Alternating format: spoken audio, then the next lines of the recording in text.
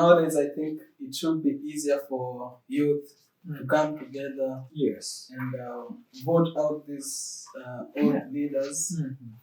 because we have powers like in social media Yes. where you can mobilize more people Yes. to follow your campaign. Absolutely.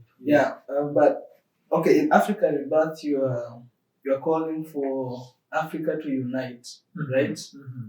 and move forward together. Yeah. But how are we going to achieve this if we still have instabilities in some countries? And in recent days, we have had a coup in Burkina Faso. Yeah, and I think we've had a few coups in Central and West African countries. So how are we going to do this? Yeah. So also a very good question. So unity. This is how I define unity. Mm-hmm. So if we are not asking people the impossible, we are not asking people to love each other because love goes to a personal matter. Mm-hmm. We are calling people to unite on interests. Mm-hmm. Because when you're looking at a country nationwide, it goes beyond love, right? It goes beyond interest. And what are the interests? Is people don't want to say you love them. What? Mm-hmm. People want to have, they have to have security. Mm-hmm.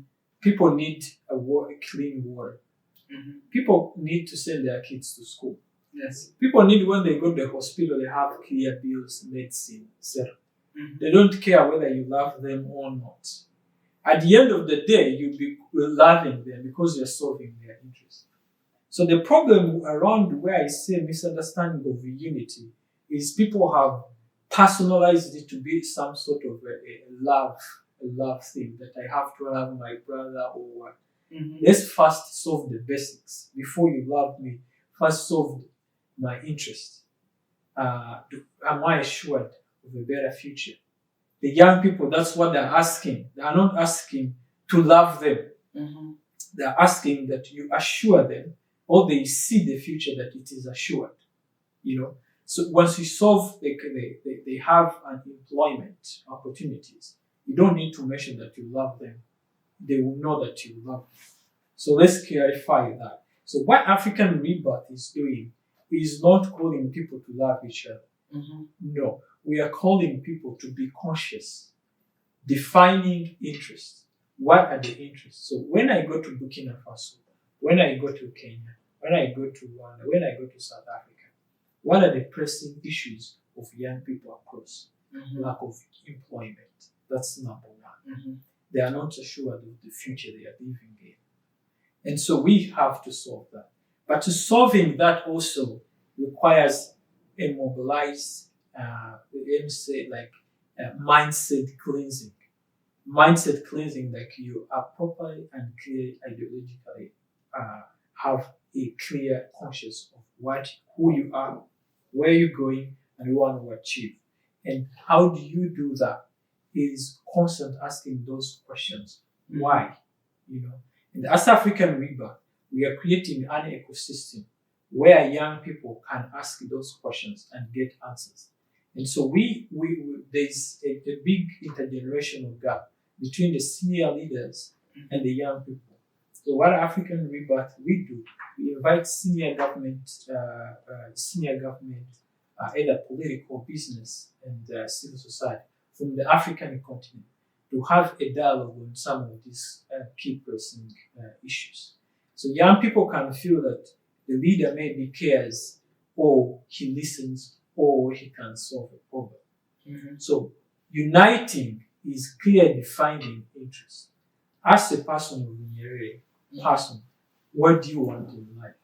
You want prosperity, you want a good life, you want to be happy. Enjoyment. You enjoy it. So unless we define our interests as people, as young people, but this even not even young people, because they are not the ones suffering in Africa, even old people. Mm-hmm. So how do we define clear interests? And this is when we call maturity in politics, maturity in business. So As countries, now I'm talking about you as an area, as a person, as a country, what are the interests? When I am trading with Kenya as a country, what are my interests? How do we maximize prosperity? How do we maximize potential? So that's what we need. Uniting on interests. I don't care whether you love them or not, but clearly defining interests. You've heard about East African community. You've heard about free movement of people and goods. You've heard about the African Continental Free Trade Area. Those are the game changers if you maximize the world. Now, what will unite Africa is not. I see many people say we need a common currency. We need one president. That's fantasy because we've not solved even the basics. The basic is trade.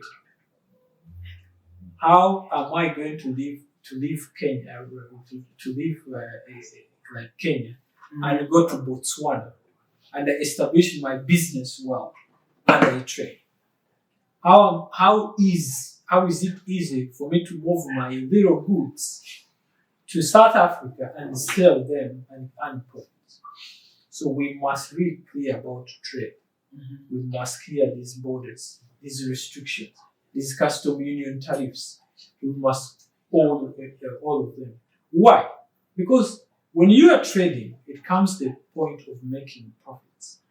Now, I will not make a coup d'etat odd in the region when I know that a certain big business interest have businesses to lose. We have the African Union. Yes. We have the trade blocs. Yes. Don't you think they've thought about the benefits of having like free trade and all this? Yes. Why are they reluctant to ensure that happens? It's mindset. It's mindset change. Some are looking at others as competitors, which are not really competition. It's maximization. So if like in East Africa, I think there's free movement of trade. I mean, free movement of people and trade. Yes. So that's a beginning.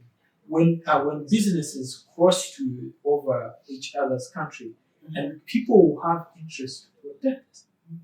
So you will not have like an island business built model where like, okay, if they are attacking Kenya, I have nothing to lose anyway. I won't even intervene. But also the benefit of that, when there is free movement of people, goods and services, there's increased interconnectedness in terms of culture, in terms of knowledge sharing, cultural diplomacy. So there's an appreciation. There's a reduced bias. There's inclusivity. So people will have, even the people, the little people enshrined in their small tribes, in there, so they will be amassed with a bigger projection of people coming to their country. They will think about interests. They will think about profits. They will think about bigger things. They will not be left on an island where they see themselves. So there is a big interest of increasing free movement of trade and goods. Let Africans first trade with each other. Africa doesn't trade; it trades more with China than Africa with itself.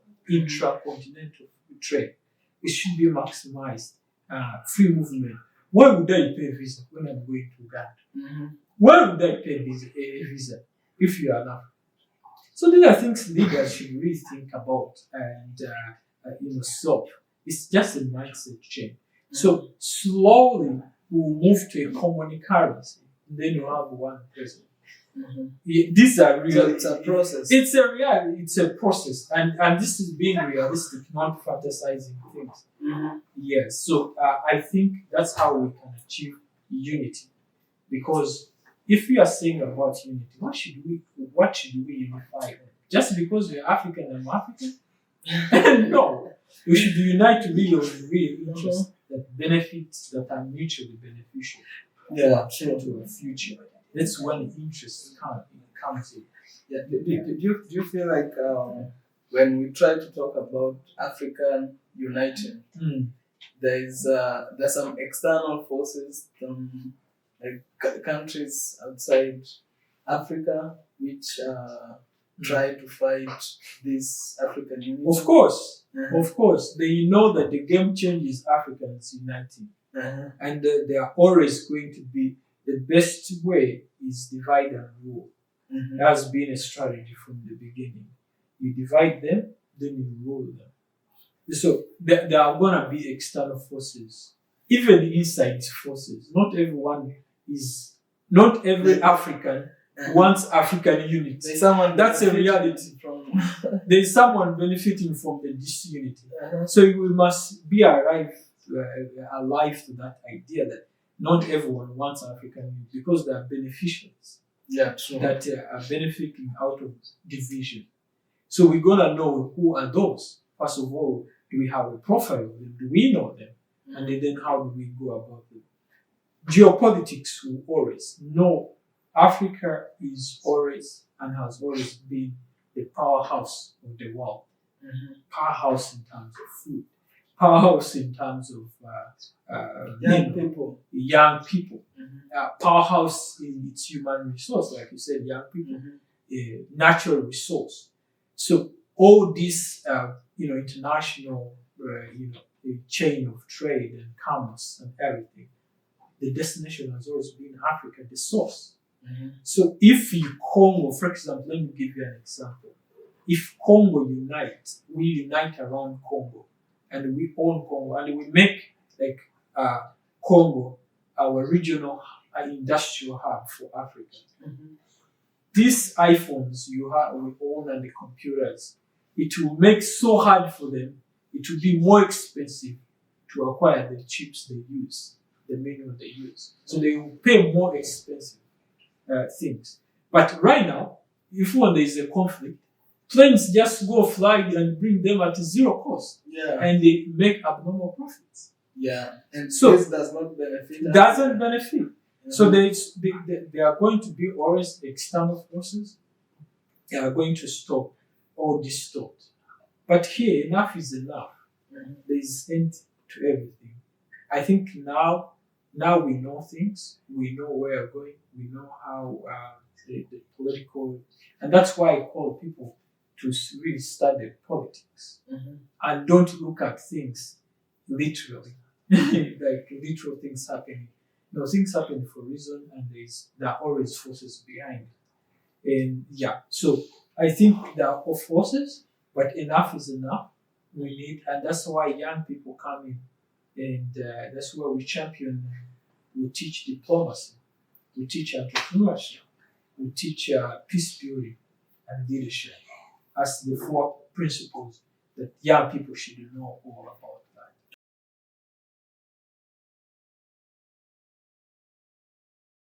that.